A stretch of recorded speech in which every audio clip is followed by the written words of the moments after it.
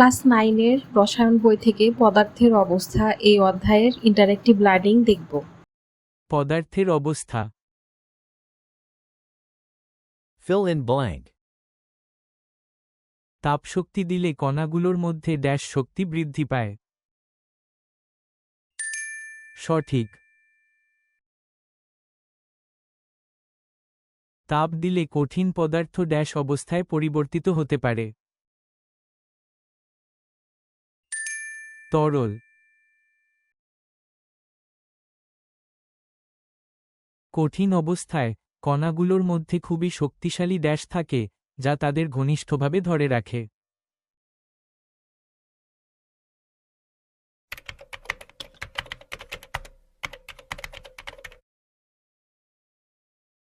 দেখো, কঠিন অবস্থায় কণাগুলোর মধ্যে ছোট ছোট ফাঁক থাকে এবং তারা খুব ঘনিষ্ঠভাবে পাশাপাশি থাকে।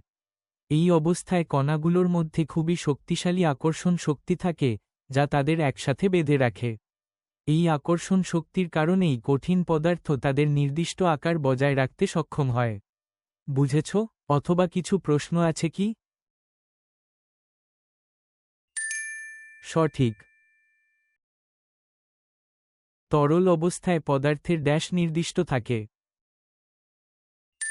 আয়তন। তরল অবস্থায় কণাগুলোর মধ্যে আকর্ষণ শক্তি কঠিন অবস্থার চেয়ে ড্যাশ থাকে। তরল অবস্থায় কণাগুলোর মধ্যে আকর্ষণ শক্তি কঠিন অবস্থার চেয়ে কম।